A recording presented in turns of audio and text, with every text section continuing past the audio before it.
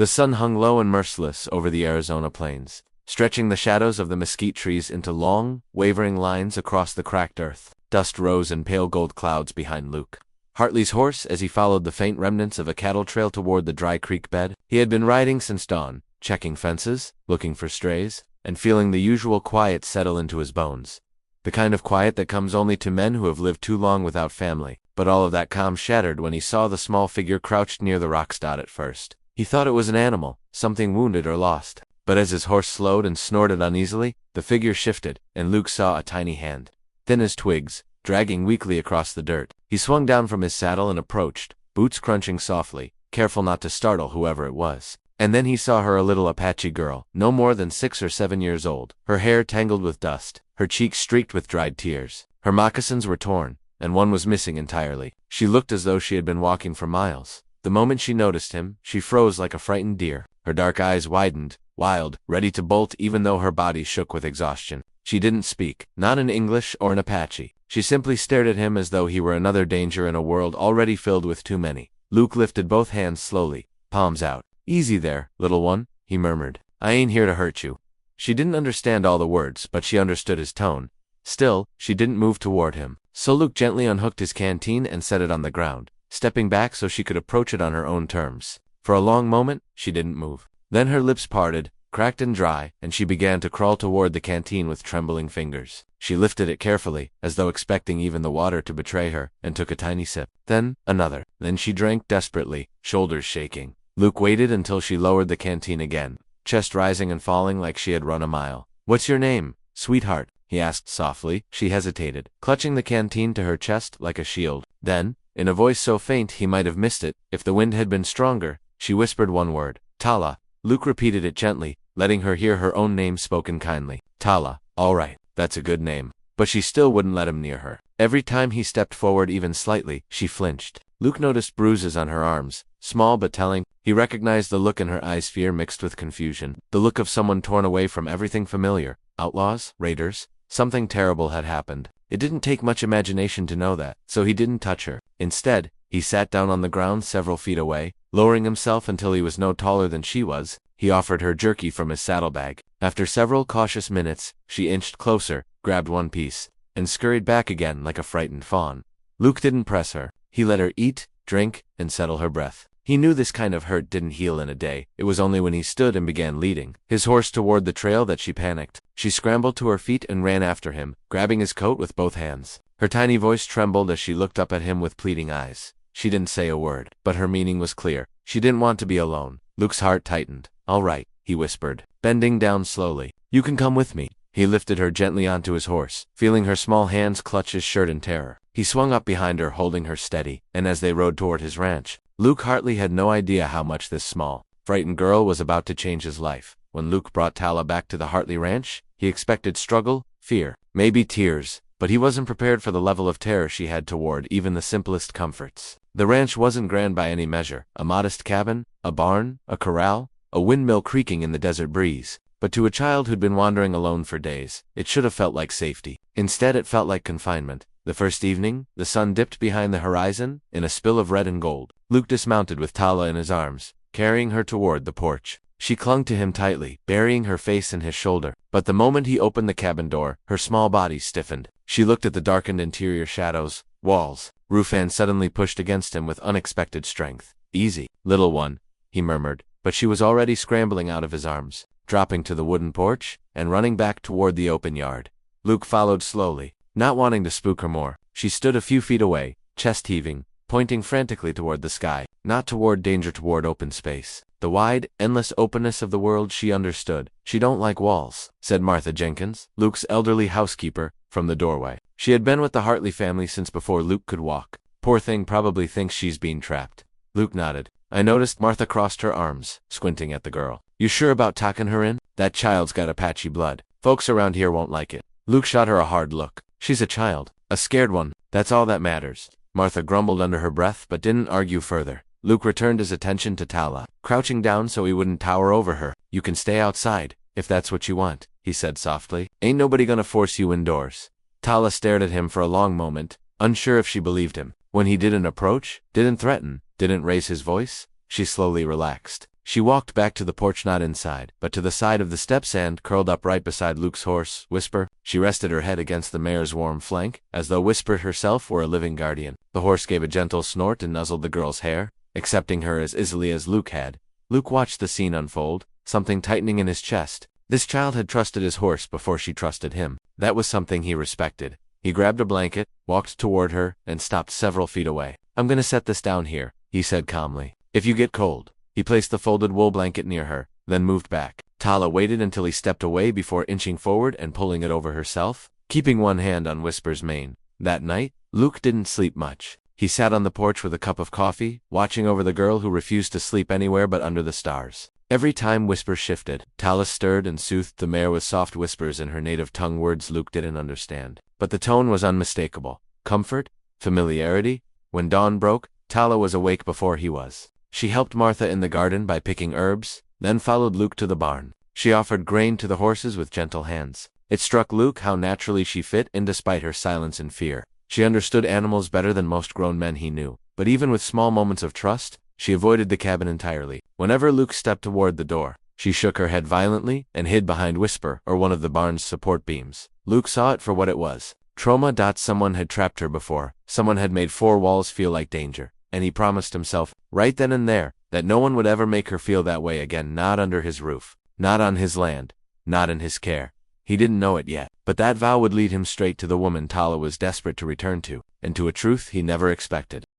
Over the next few days, Tala slowly adapted to life on the Hartley ranch. She still slept outdoors, still refused to cross any doorway, but she no longer trembled at the sight of Luke. She followed him around like a small, quiet shadow, always keeping a few steps back, always ready to run if startled. Luke didn't push her. He talked to her even when she didn't answer, explaining the chores, the horses, the land, hoping familiarity would build trust.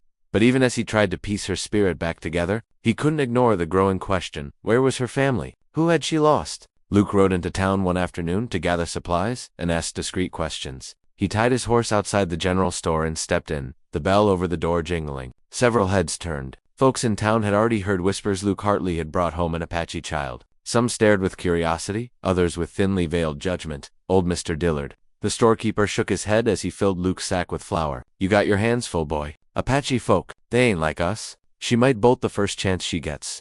Luke's jaw tightened. She's a child, and somebody out there is missing her. Dillard grunted. Funny you say that. Folks been tuckin'. Word from the trading post up north is that an Apache widow's been searching for her daughter, riding alone, asking questions. Real determined, they say. Luke froze mid. A widow?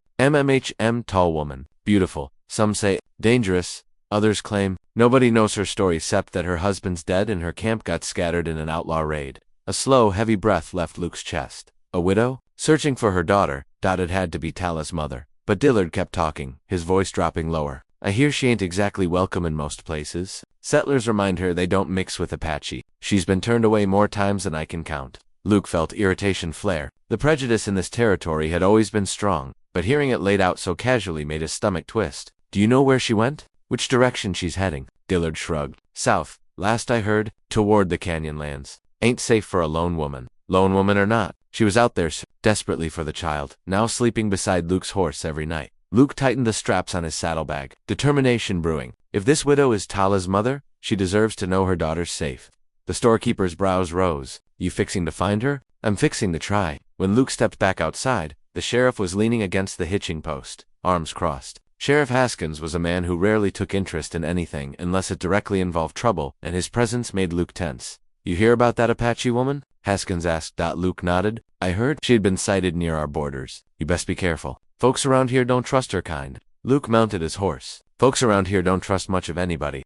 The sheriff frowned, but Luke rode off before he could comment further. On the trail back to the ranch, Luke mulled over every detail. A widow? A scattered tribe? A missing daughter? It aligned too perfectly to be coincidence. Tala was no orphan. She had a mother out there, heartbroken and searching. When he arrived home, Tala ran to him with a bright spark of relief in her eyes. She wasn't smiling. She never did, but she grabbed his sleeve tightly, as though afraid he might disappear again.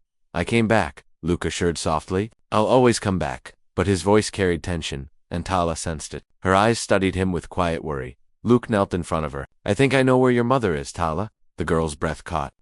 Desperate hope flooded her face. And in that moment, Luke knew he had no choice. He had to find the woman who had lost everything, the mother who was still fighting to get her child back. The next morning, Luke saddled his horse before dawn. The sky was only beginning to lighten, soft streaks of lavender stretching above the desert. Tala watched him anxiously from beside the corral, her small hands gripping the fence rails. She didn't crush, she rarely made a sound, but the fear in her dark eyes was unmistakable. Luke walked over, crouched down, and touched her shoulder lightly. "I'm going to find her," he said. "Your mama. I think she's looking for you." Tala's breath trembled. She grabbed his coat, as if terrified he'd leave and never return. "I'll come back," he promised. "And when I do, she'll be with me." For a moment, she studied his face, searching for any hint of deception. She must have found none, because she finally released him slowly, reluctantly stepping back only a few inches. Luke left her in the care of his most trusted hand, a gentle older man named Briggs, who had raised more colts than most men could count. Briggs promised to protect her like his own. With that, Luke turned his horse south, riding toward the canyon lands where the widow had last been seen. The land grew harsher as he rode. Red cliffs rose like ancient guardians on either side, and the wind cut through the canyon like a whisper of old stories. Tracks grew faint, but Luke knew how to read the land. A broken twig, a shifted stone, a discarded woven hair tied, they all told a story if you knew how to listen, and Luke had spent most of his life listening. By late afternoon, he found a small Apache camp hidden between the canyon, walls abandoned, only ashes left in the fire pit. A single footprint caught his eye, slender, feminine shape, deeper on the front half, as though the woman who made it was running or carrying weight. "She's close," Luke murmured. He pressed deeper into the canyon. Half an hour later, he caught movement, a flicker on a cliff ledge to his right. Before he could turn fully, the warning came too late. A sharp twang split the air. An arrow hissed past his ear and buried itself in a juniper trunk behind him. Luke froze. Another arrow was already drawn. She emerged from the rocks like a shadow, taking form tall, graceful, fierce. Her long black hair was braided with turquoise beads that glinted in the fading light. She wore traditional buckskin, decorated with patterns of her people, and her face bore the quiet strength of someone who had endured much and survived it all. Her bow was aimed directly at his heart. Luke lifted both hands slowly. "I ain't your enemy." She didn't blink. White men always say that before they betray. Her voice was sharp but steady. She spoke accented English, the words shaped by a lifetime of speaking her native tongue first. "I'm looking for somebody," Luke said gently. "A woman, an Apache widow." Her brows tightened, suspicion deepening. "I found a child," Luke continued, taking a cautious breath. "A little girl wandering alone near Dry Creek. She said her name was Tala." The bow trembled. Just a fraction, but he saw it. The woman's lips parted, and for the briefest moment, the fierce mask slipped, revealing raw fear and aching hope underneath. "My daughter," she whispered. Luke nodded. "She's alive. She's safe. She's at my ranch." The widow Naeli, though he didn't yet know her name, took a step forward, lowering her bow just an inch. Her eyes glistened, but she did not cry. Strong women of the Apache did not show their grief lightly. "Take me to her," she said, her voice breaking despite her resolve. "Now." Luke nodded. "I'll bring you to her, but we need to go careful. There are outlaws in these parts. The same ones who separated you two." Her jaw clenched at the mention of them. Still, she lowered the bow fully, though she kept it at her side. Luke mounted his horse and extended a hand. She hesitated only a moment before taking it, swinging effortlessly up behind him. They rode out of the canyon together, strangers bound by the same child. A cautious truce forming in silence as the sun dipped behind blood-red cliffs.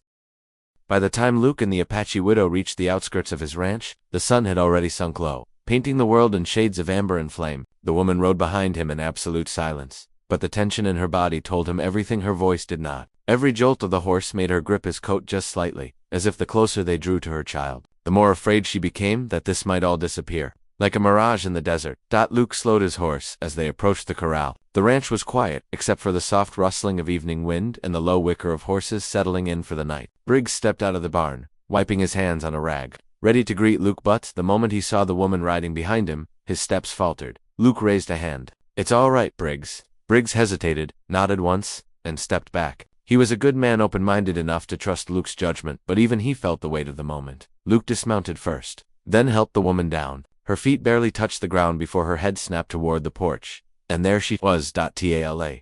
The little girl was curled beside Whisper, wrapped in the blanket Luke had given her. She lifted her head at the sound of approaching footsteps. Her eyes locked on to her mother, recognition striking her like lightning. The breath was knocked out of her small body. Nay, that single whispered word, spoken in Apache, was enough to shatter whatever composure the widow had held. Her legs moved before her mind even gave command. She ran swift, graceful, desperate. She cried, voice cracking with a pain that had been held too tightly for too long. The little girl launched herself from the porch steps and into her mother's arms with the raw force of a child who had believed she would never see her parent again. Naomi fell to her knees in the dirt, clutching Tala to her chest. Sobs racked the woman's body, silent at first. Then, rising, trembling, unstoppable, she buried her face in Tala's hair, inhaling as if trying to breathe back every day she had lost, every nightmare she had feared, every moment spent searching. Tala cried too. Broken cries muffled against her mother's neck. Luke stood several paces away, removing his hat and lowering his head in quiet respect. He had seen many things in his life: battles, deaths, storms that tore homes apart, but nothing as powerful as a mother and child, pulling each other back from the edge of despair.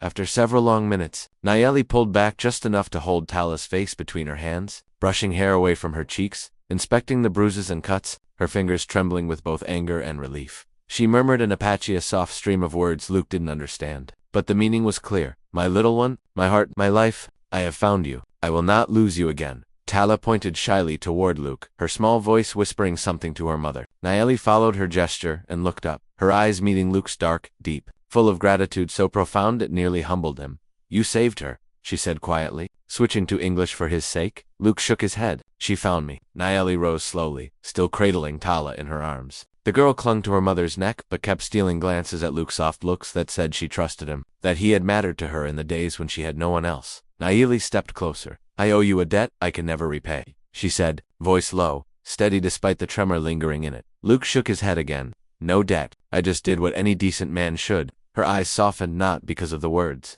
but because she could tell he meant them. Behind them, Martha watched from the window, muttering something Luke couldn't hear. He knew gossip would spread by morning. The townsfolk would whisper about him bringing an Apache woman onto his land. Let them whisper, because as Luke looked at the reunited mother and daughter, he understood something clearly. Whatever trouble this brought him, whatever danger lurked in the shadows, he wouldn't trade this moment for anything. For 2 days, peace rested over the Hartley ranch like a long-awaited blessing. Naomi and Tala stayed close to each other, rarely more than a few steps apart. Tala slept indoors for the first time on a bedroll beside her mother, though she still insisted the door remain open. Naomi spent her mornings helping with chores as repayment for Luke's kindness, even though he told her repeatedly she owed him nothing.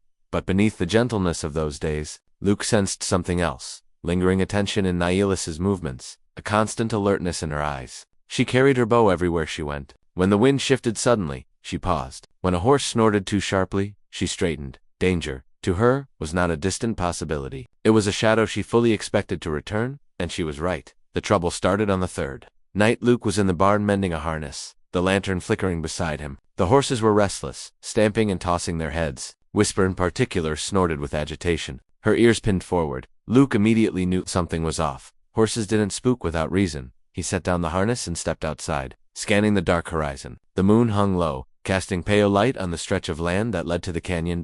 Then he heard it, a sharp crack, a twig snapping, too heavy for a deer, too cautious for a ranch hand. Luke's hand went to his revolver. Before he could call out a warning, a voice hissed from the shadows, spread out. "Check the barn first." Outlaws. Those same men who had raided Naomi's camp, the ones who had separated her from Tala, they were here. Luke's blood ran cold. He rushed toward the cabin, but stopped short when he saw Naomi already outside, Tala behind her. Naomi stood tall and fierce, bow drawn, eyes blazing with recognition and fury. "They followed me," she whispered, voice shaking with controlled rage. "They want witnesses dead." Luke positioned himself beside her, revolver raised. "Then they ain't getting past us." The outlaws emerged from the darkness, 4 of them, armed and cocky, their silhouettes jagged against the moonlit dirt. One shouted, "We know the Apache woman's here. Hand her over and we'll leave the rest of you be." Luke straightened, stepping slightly in front of Naomi. "You ain't talking to anybody from this ranch." The outlaw laughed. Big words for a cowboy stand-in. In the dark, the leader lifted his rifle. Before he could aim, an arrow sliced through the air so fast it barely made a sound. It struck the man's arm, forcing him to drop the rifle with a howl. Naomi didn't hesitate. She knocked another arrow instantly. Chaos exploded. Gunfire cracked. Luke returned fire, dropping one outlaw behind a trough. Naomi's arrows flew swift and unerring, each one placed with warrior precision. The horses panicked in their stalls, kicking and screaming. Tala crouched behind the porch steps, hands over her ears, tears streaking her face, but she didn't run. She trusted her mother. She trusted Luke. One outlaw charged toward the cabin. Luke pivoted, firing just in time to send the man crashing into the dirt, but another slipped behind the barn, disappearing from sight. Luke swore and gave chase. He rounded the corner only to be struck from behind. The blow knocked the gun from his grip and sent him crashing to the ground. The outlaw raised his knife, ready to finish him. An arrow pierced the man's shoulder, knocking him off balance. Naomi. She had followed him despite the danger. The outlaw stumbled, and Luke seized the moment, tackling him. The two struggled violently until Luke finally overpowered the man, knocking him unconscious. Breathing hard, he looked up at Nayeli. Her bow was still raised, her hair wild in the moonlight, her chest heaving, but her eyes were full of fear for him, fear he almost hadn't survived. "You're hurt," she said. Seeing the blood on his forehead, Luke shook his head. "Just a scratch." She moved closer, touching his cheek lightly with trembling fingers. "You protected us, and you protected me," he said, voice quieter than he meant. Sirens weren't needed. Shouts weren't needed. The danger had passed for now, but something else had happened in its place. A bond forged in battle, a trust deepened by survival, a connection neither of them could ignore. As the last outlaw fled into the night, leaving a trail of blood and shame behind him, Luke realized the truth: he hadn't just defended his land, he had defended his family, even if he hadn't fully admitted it yet. Dawn broke over the high desert with a quiet, golden glow, the kind that seemed to bless the earth rather than simply illuminate it. The ranch lay still except for the soft sounds of horses shifting in their stalls and the morning breeze sweeping through the cottonwoods. Colt stepped out onto the porch, boots worn, shirt unbuttoned at the collar, and eyes fixed on the horizon, as if measuring the path ahead. But today, for the first time in a long while, he wasn't searching for clarity. He already had it. Inside the house, soft voices drifted, one small, bright, and constantly curious. The other warm, low, melodic, in a way that made the quiet feel like a shelter rather than an emptiness. Little Atsa had been awake for hours, buzzing with nervous excitement. Today was their day, not just hers, not just her mother's, not just Colt's. It was the day they would choose one another openly, fully, without hesitation or fear. The night before, Nayland had sat with Colt by the fire, the flames crackling like distant drums. She spoke of the past, of her tribe, of the mourning she had carried long after her husband's death. She admitted, in a voice thick with vulnerability, that she had believed her heart had burned away with him. Colt had listened the way he always did, steady, respectful, without pressing her for what she wasn't ready to share. It was then she told him something she had never spoken aloud. The spirits send us whom we need, not always whom we expect.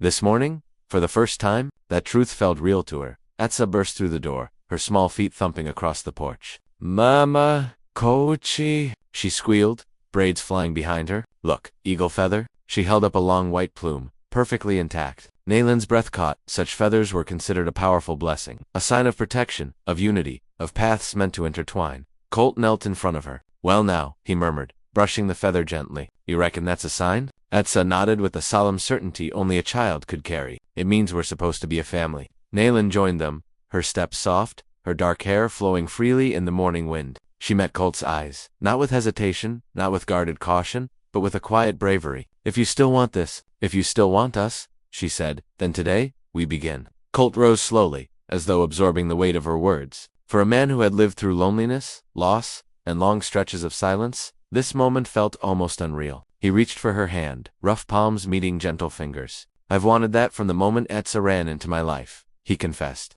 Then his voice softened, "and even more from the moment you walked back into it." Nayland exhaled, a soft, trembling breath, not of fear, but release.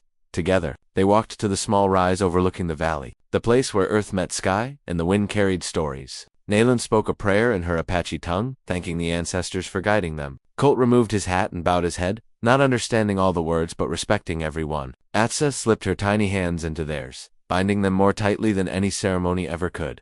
From that moment forward, they were no longer three souls wandering separately. They were a family, built not by blood alone, but by choice, courage, and the kind of love that grows quietly, steadfastly, like a seed buried deep in the desert soil. And for the first time in many years, each of them felt the unmistakable warmth of belonging.